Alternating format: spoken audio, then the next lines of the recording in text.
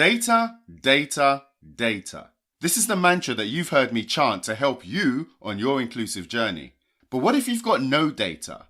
What if you've got incomplete data? What if you've got data that's really poor? Well, I'm here to tell you that having no data is data. Keep listening so that I can explain and boost your confidence.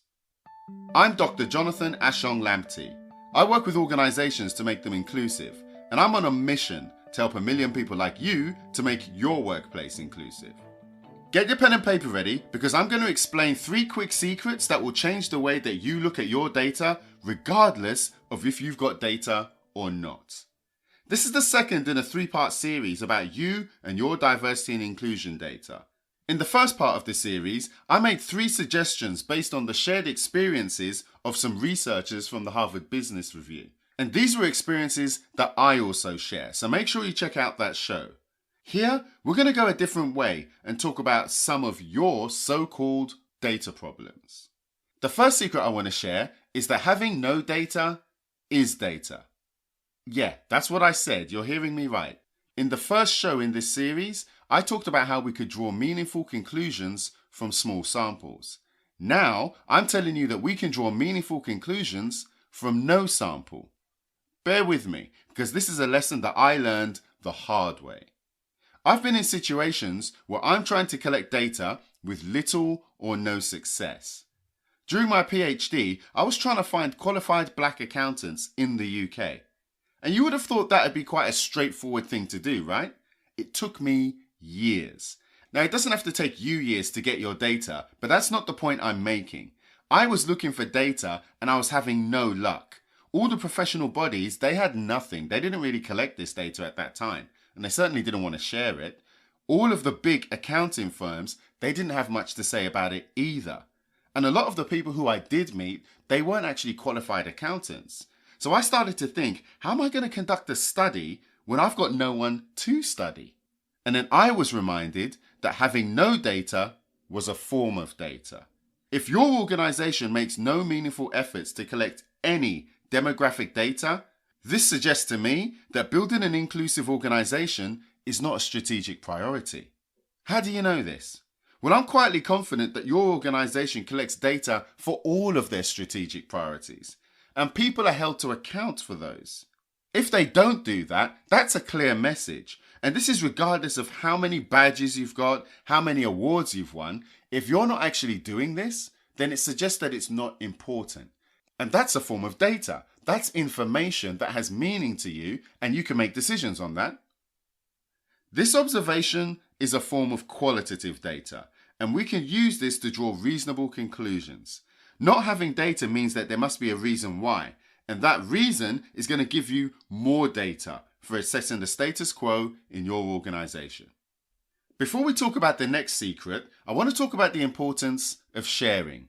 If you hear anything that you find interesting, then please share it with one other person that you think would find it useful. If you're finding this for the first time, make sure you check out the show notes. You can access these wherever you're listening to the podcast. The show notes have got details of all the reports and all the resources that are mentioned in the show. I've put this together for you so that you can go deeper into anything that we discuss here.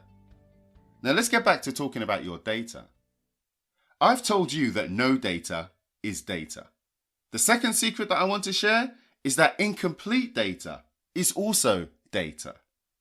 Now, the reality is, most companies have some kind of demographic data. You have to fill in a form when you join a company, right? Or any type of organization. The problem is, if it's incomplete, then it's just not good enough to do this all singing, all dancing analysis that everyone thinks that you should be doing. And do you know what? I may have even implied that it should be all singing and all dancing. But you're getting the message that actually that's not the case. And when I say that the data's not good enough, I mean it's incomplete. So you can't tell how many Chinese women work in your company or how many LGBT employees there are. But there is something there. Knowing what people have provided tells you something about what people think is appropriate or safe information, or what they're motivated to provide. For example, if people are comfortable saying what their religious beliefs are, but not comfortable about talking about their sexual orientations, that's telling you something. This may be indicative of a homophobic or transphobic perceptions of the organization.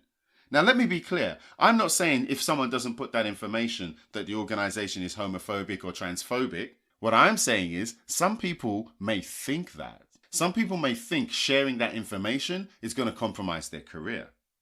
And that is useful to understand because now you've got something that you can investigate.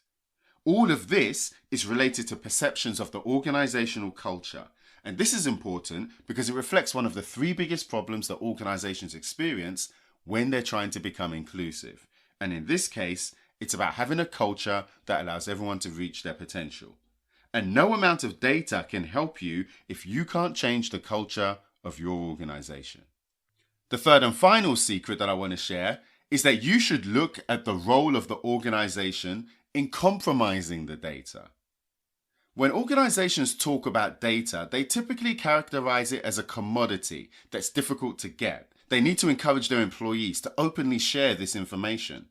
It implies that all of the agency, all of the decision making remains with the employee. And this perspective completely ignores the context. Now, you've heard me say before that HR has a reputation of protecting the organization and not the employee. Employees have that perception, and this is indicative of a particular culture that's not inclusive. Now think about this for a second. We live in a time where we share unprecedented amounts of personal data with organizations, a lot of whom we don't even know. So if you're an organization that's having difficulty getting data, one secret that you shouldn't ignore, one perspective that you shouldn't ignore, is that they themselves, the organizations, may be the reason that people don't want to share. And this reflects another of the biggest problems that organizations experience when they're trying to become inclusive. And that's having difficulty engaging the people that they're trying to include. A quick tip to help you address this is to simply ask people. Ask people what kind of information they feel comfortable sharing. Now, you may not always get the right answers, but this is a great question to ask in an exit interview. Someone who's leaving the organization is more likely to tell you the truth. It's a great question to ask there, so it's something that you should consider. So let's wrap this up. What are the key messages here? 3 quick secrets for managing your diversity and inclusion data. 1. No data is data. 2. Incomplete data is data. And 3. What role is the organizational culture playing in collecting the data? So what do you think? I think you've got a lot more information than you previously thought. Get in touch or leave a message. I would love to hear from you. If you've learned something from today's show, you should sign up to our insider list. It's free and you can stay ahead of the pack and get the best of everything that we produce.